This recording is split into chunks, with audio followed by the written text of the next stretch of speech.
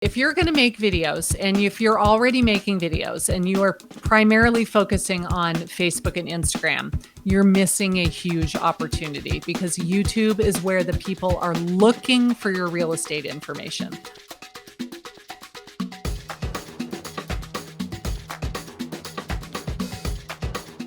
Hello, agentpreneurs, and welcome back to the Daily List Report. As you saw, we've got Karin Carr back on the show. She's been an absolute regular. We've talked about how to build a booming YouTube studio. We've talked about how she generates leads from YouTube. That's really her specialty. Actually, she does lots of trainings on this. We recently did a day in the life with Karin as well, so you can get a sense for what her day-to-day looks like, which I think is really inspiring, actually. Where we landed was that, look, you can design the life that you want, right? You can have a family, you can have balance, you can spend time in the infrared sauna, you can do all of these cool things, right?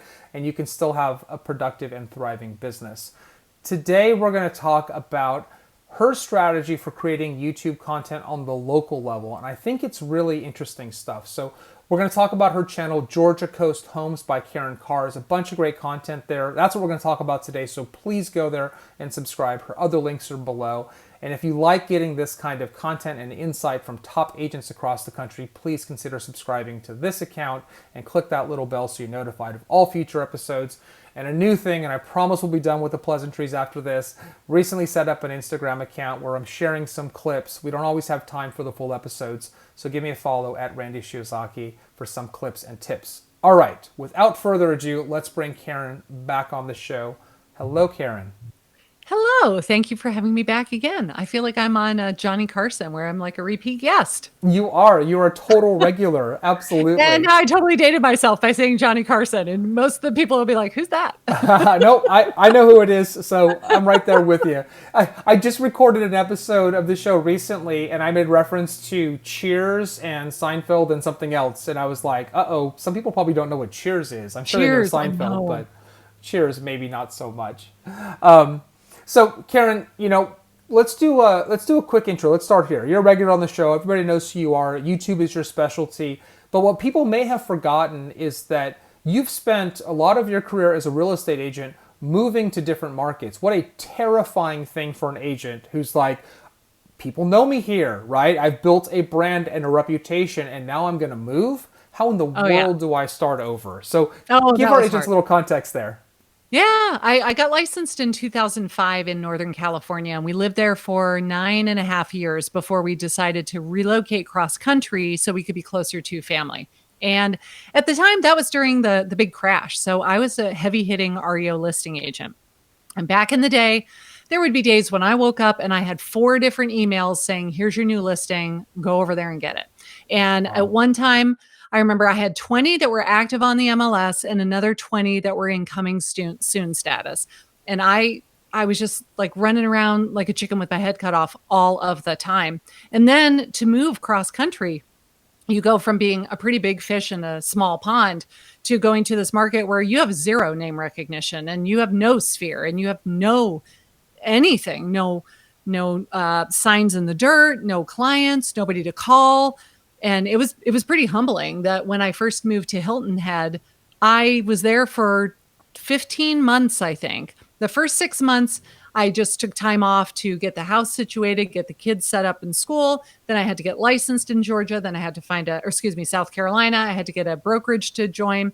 Then when I actually started working, I did not sell a house the whole time that I lived there because I didn't know how to prospect. I was so used to having the banks just say, here's your new listing, that I had no idea what to do.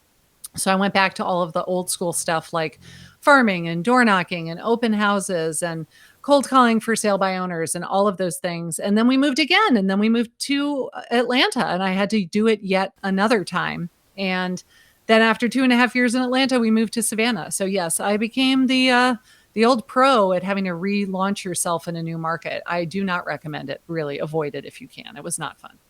Absolutely. But you found success, right? So you found how to do that. You sort of cracked a code, right? Maybe not the code, but a code, at least one that worked for you. And how did you do that? How did you establish yourself once you got into the Savannah market?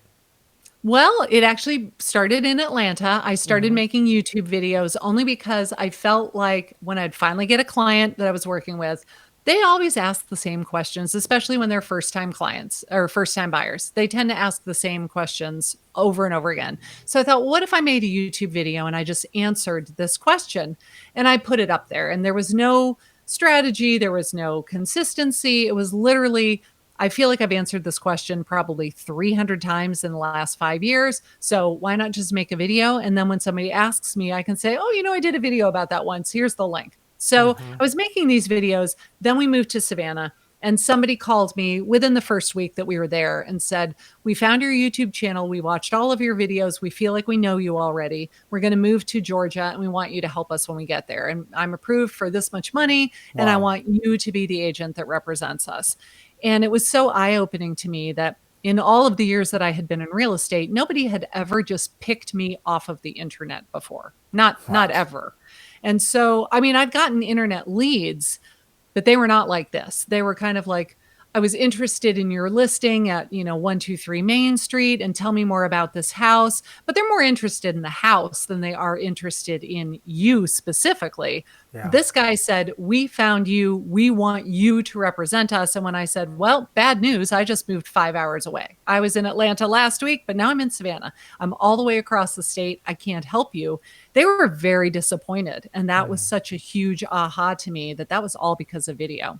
So at that point, I said, I'm going to go all in on video.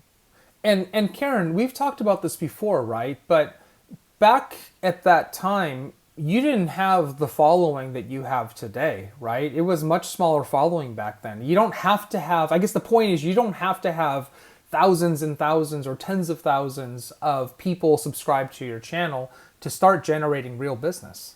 Nope, I think I had 18 subscribers at that point. That's right. That's And they were right. mostly like my mom and my sister and my brother and my husband. It was, yeah, hardly any at all. Absolutely. So this was a big eye-opening moment for you, right? And at this time, Karen, you didn't yet have your full team, right? You were still operating as a solo agent, is that correct? Yes, it was just me, the solo real estate agent that I had been since 2005. It's now 2017 at this point. So it was Got it. just me.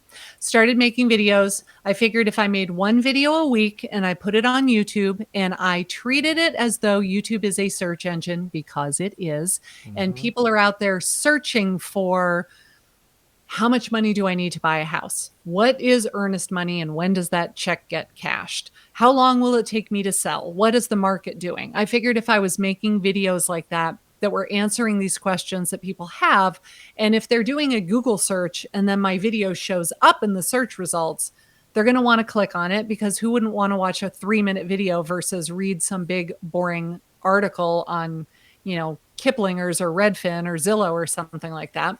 So I figured I'd do one a week. And I got my first lead within 90 days.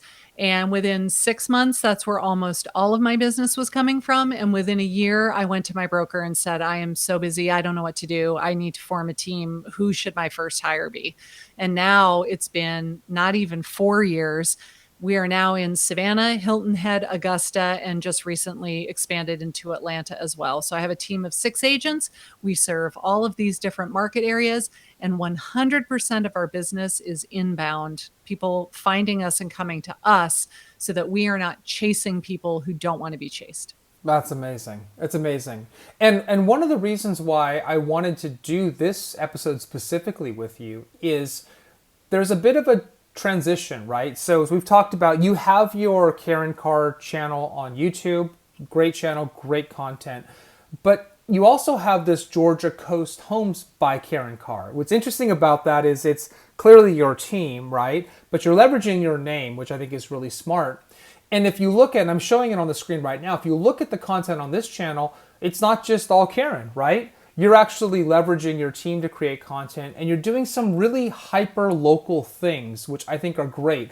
Costco in Savannah, Georgia update, right? These are very specific things. Content that I don't think people think about, but this is really key to your strategy, isn't it? This hyper local approach.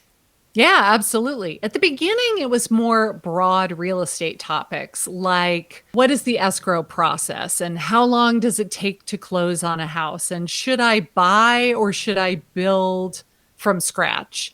And, those sorts of topics. And those are fine and they get a lot of search traffic. but they're broad. That could be happening in California or Florida or Michigan or Savannah. It could be happening anywhere. And I found that when I go to my analytics and I look at the back end of my channel, the videos that bring us the most views, the most impressions, the most leads, the ones that have the better click through rate, those are all hyper local videos. So things like, do not go to Savannah without knowing these things. 3 affordable cities in Savannah. Buying a master's rental property in Augusta. Moving to Hilton Head. Here are 10 things that you need to know. Those sorts of videos do very well on YouTube. It makes perfect sense, right? And because, these are the less served, the longer tail, as it's known as, of YouTube, right? Which is this hyper local stuff. But real estate is a hyper local business, right? If I'm moving to Savannah, I care about Savannah. So give me all of the details, all of the stuff in the weeds. And, just a quick glance at your channel, you're following all the best practices, right? You've got catchy titles, you've got really catchy and engaging thumbnails. Do you do those yourselves? Do you have a company? How do you get all that stuff done? Because there is a formula to YouTube when it comes to some of these things. Yeah, you really have to have a great looking thumbnail in order to get people to click on it. I mean, they say don't judge a book by its cover, but we all do. That's what we And do. how do I pick a good bottle of wine at the store? I look at the label, and if the Yeah. label looks terrible, I usually skip that bottle of wine. So it's the same concept with your YouTube video. And at the beginning, I was creating them all myself, but eventually I got really busy and I decided that I could hire a graphic designer who would make one that looked way better than the one I could create personally. And they would do it for pennies on the dollar. So why not just leverage that out? So yes, now we have a graphic designer who makes the thumbnails for us, and they look 10 times better than anything I could ever create in Canva. And this is back to the point we talked about in our Day in the Life episode, Karin, right? Which is you have to look at the time that you have and the fact that time is the only thing that we have, right? That we can't get more of. And looking at how you're using your time and how you value it, right? So one of the things that we talked about is that you have a virtual assistant, right? At pennies on the dollars, you said, right? Literally in this case, right? Relative to your value, you've been able to save yourself tons of time. And the mistake that I see, and I had another conversation with an agent, and she made a really good point. She said, sometimes these things like Canva, she said, jokingly, Canva is a great tool, right? But she said, it's an excuse. It's procrastination, right? I'm just going to tweak this a little bit more. I'm going to do it myself. And yet, man, you just give this out to somebody else. There's so many ways to do this inexpensively. Not a good use of your time to be doing some of these things. Agreed. I love that tool where if you said, I want to make $100,000 this year, and you say, okay, there are 2,080 hours in the typical work week, which is 8 hours a day, 5 days a week, taking 2 weeks of vacation, not working on the weekends, which we don't do, but let's just say for the sake of argument that it's 2,080 hours a year. That comes out to be something like 50 or 55 bucks an hour, if I remember right. So would you pay somebody $55 an hour to make Canva, Instagram graphics for you? That's insane. But when you do it yourself, that's what you're doing. You're paying yourself That's 50 right. bucks an hour to make a fairly substandard image to post on Instagram. Whereas what if we hired a designer who actually had some skills? Because I don't have any design skills. I'm a real estate agent. That's not what I went to school to do. So I can make something that is passable, but is it amazing? No. Why not pay somebody who can make it amazing and is going to charge you far less than $50 an hour to do it? Absolutely. 100% agreed. I love that. So, Karin, as we wrap up here today, this is a formula that works, right? This is, creating really local content in your market, surfacing information about maybe new construction or neighborhoods or restaurants or points of interest. Because like you said, and I want you to just elaborate on this point, because I think it might be lost on some people, that YouTube is a search engine. I think that people don't quite grasp that. So why don't you elaborate for just a moment, if you don't mind? 100%. YouTube is not really so much social media as it is a search engine, and Google owns it. So Google is the world's largest search engine, and YouTube is number 2. If you have a video that's doing well on YouTube, it will absolutely show up on the first page of Google. If you don't believe me, go to Google right now and search retiring in Savannah, living in Savannah, moving to Savannah. Any of those videos that show up on the search results are probably from my channel. So our videos show up organically on the front page of a Google search with $0.0 in ad spend, right? I didn't do any pay-per-click ads to make that happen. And that is because, like you said earlier, Randy, long tail keywords. We are doing keyword research to find out what are people typing into the search bar, because that's what I want to rank for. So I want my video to show up in Google the same way that I want my website to show up. I also want the individual videos to show up as well. So we are not just making content that we feel like talking about. We're making content that we know people are searching for so that we will show up in their search results. I think that's great. I think what that clears up, and hopefully it's clear in everyone's mind who's watching right now, is it's not just about creating content. You're like, who's going to watch this? I got to find people or pay people to watch it. If you create the content that people are searching for, they are going to find you, but they're only going to find you if you're creating content that has demand for search, right? And this hyper-local content, I think, is still an unexploited area for creating really good content. And it pays off exactly what we do every day, right, Karin? Which is we have to deliver on being local experts. I was terribly inarticulate about that, but you know what I mean. I know exactly what you mean. But what you were super articulate about was when you said we have to pay people to watch our videos. Oh, that is such a sticking point with me. Yeah. I hate it when people say, I made this YouTube video and it's not doing very well. Should I run it as an ad? And I'm like, if people don't want to watch it for free, throwing money at it is not going to fix that problem. Yeah. All you're going to do is waste your money and still end up with no business. What you need to get better at is making videos that they actually want to watch about topics that they care about that will bring you business. So I see a lot of people that love to make videos that have nothing to do with real estate. So they'll make a video where they're talking about restaurants or interviewing the owner of the local retail store. And that's all great. And that's top of mind awareness and goodwill for the business owner and stuff. But if somebody is searching for where to, I don't know, have a custom birthday cake made, that doesn't mean they're ready to buy or sell a house. Like it doesn't, the Google search about buying a birthday cake does not mean that they're in the market to do a real estate transaction. So why not make videos about real estate that indicate they are in the market to do a transaction? And hopefully when they watch your videos, they're going to like you so much that they will call you because they haven't settled on using somebody else yet.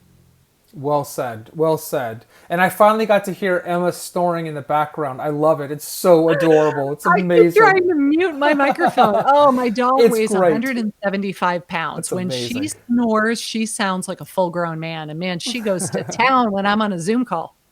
I love it. I absolutely love it. And that's the beauty of the world that we live in now, right? Is there's a level of vulnerability because we're at home and we're doing our thing and kids are running in and running out or whatever's going on. I personally like it very much. So, Karin, what we touched on before, and I think is really great, is you figured out also how to scale yourself on YouTube, right? So you have the second channel, but that second channel is filled with videos by people presumably on your team, right? So you actually have your team creating content now, so you don't have to do it all yourself. So how did that come about and how is that working? So I have two channels, but one is for real estate agents who want to make videos, and the other one is for consumers who want to buy or sell a house in Savannah. So they are not appealing to the same people at all. Don't think that you need to have multiple channels unless you are trying to reach two totally different segments of people. And real estate agents is not who I'm trying to reach with the Georgia Coast Homes channel. So that was originally all me. And then I hired my first assistant. She was a showing assistant who then became a buyer's agent. And I thought, well, you know what? If she's going to represent these people and I'm going to be giving her all of these leads, she ought to make videos too, so that when she calls them, they will say, oh, yes, I've seen you on camera as well. So I told Nicole, are you good with being on camera? And she absolutely was, because she was one of my past buyers. That's how I met her. She was moving here from New York, bought her house sight unseen because she found me on YouTube. And after they moved here, I took them out to lunch and said, are you getting all settled in? How do you like it? And she said, this was such a great experience. I think I want to get my real estate license. And I said, really? Because I am swamped and I need some help. How would you like to join a team? So when we talked about it, I said, are you comfortable being on camera? And she said, oh, yes, absolutely. And I said, because you see how well it works to bring in clients. They specifically want to work with you. They don't even interview anybody else. When you called me that first time, did you interview any other real estate agents? And she said, no. So she knew that it was going to work for her. And I did not have to twist her arm at all to be on Amazing. camera. She was new. She didn't know what to do. She didn't know what to say. I told her, this is how I film my videos. Let's try it the same way for you. And it has worked great. So now when these leads come in and she's the first person to call them, they say, oh, yes, I watched your video about Costco, or I watched your video about whatever. We don't have any Costcos in Savannah. So when we found out we were going to get a Costco here, we were very It's a excited. big And I deal. said, we got to go make a video about that before anybody else does. And that was a great strategy because we were the first one to come out with that video. And so now it gets thousands of views. And no, it has nothing to do with real estate, but the people on our channel are now just seeing more of our content that has to do with living in this area. So That's then when right. I hired another agent, I said, like, this is not negotiable. You have to be on camera. If you want to be on my team, you're going to make videos. And we do a round robin. So I do one, Nicole does one, Kimberly does one, I do one, Nicole does one, Kimberly does one. As we bring on more agents, we can either space them out more or we could start doing multiple videos a week. But everybody knows that this is how frequently you're going to be on the schedule and that you have to have a video done on your time slot. You have to have it done well in advance so that we can get it edited and everything will be fine. We don't miss a week. We don't skip a week because we got busy. That's just not, like, that's one of my core values is we make one video a week. End of discussion. So if somebody were on my team and they were consistently missing deadlines, we would have a real problem because I don't know that that would be a right fit for the team. And luckily that doesn't happen. But that is something that they know from day one when they interview with me of you will make videos and you will hit your deadlines or you probably won't stick around very long. No, I think that's great. And frankly, Karen, I haven't seen a lot of people take this approach where they're really leveraging their team to create content. And it's nice because just like a TV channel, right? People resonate differently with different people. Like, oh, I like Karen's videos and I like Susie's videos, or sorry, I don't know the name of your team members, but you know what I mean, right? It's just nice to have that breadth of content, and it's nice to not feel like you have to do everything yourself, and it gives your team a chance to build their own brand and find the success that you did. So I think it's a tremendous approach. I like it a lot. Yeah, it's great. I was talking with Nicole last week and she said, I used to all the videos that, or excuse me, all of the leads that I used to get when I would first call them, they'd say, oh, we've watched all of Karen's videos. Now she's getting her own phone calls where they say, we've watched all of your videos, and they call her directly. And it took a while to get there because she's Yeah. not making one video every single week. But now that it's happening, she's like, I'm a YouTube star. She's feeling all cool. It's really neat. It really is neat. It really is neat. That's fantastic. All right, Karen, is there anything that I missed today? This has been a great overview of this sort of hyper-local strategy. No, I think it's so great. If you're going to make videos and if you're already making videos and you are primarily focusing on Facebook and Instagram, you're missing a huge opportunity because YouTube is where the people are looking for your real estate information. I really don't think people say, we should sell our house and go buy acreage out in the country. I know, let's go do some research on Instagram. I don't think that's where they're going. I I think that agree. they're going to Google, and we know that those videos show up on Google search results. So if you're not using YouTube, you're just missing the perfect opportunity to put your videos where the people are actually searching for them.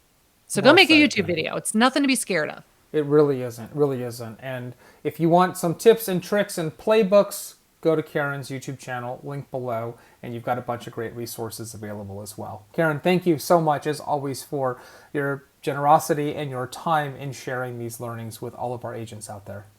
Thank you for having me once again, Randy. I love it. And anytime you ask, I will say yes. Oh, thank you so much. I will definitely take you up on that again. We'll talk to you real soon, Karen. All right. Thanks. Bye bye.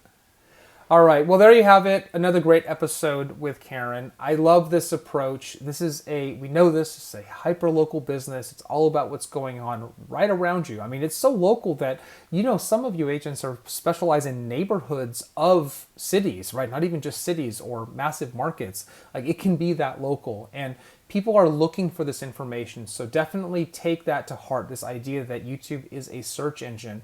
And if you can create content at the local level that meets that demand, you're going to be off to a good start. And secondly, for those of you who have teams, think about how over time to leverage those teams to create some of this content. I think that's a really smart approach. That's it for today. Get out there, go make a YouTube video. Definitely check out all of Karin's stuff. There's great resources there for you. Until tomorrow, be safe, be healthy, be happy, make that video. We'll see you soon.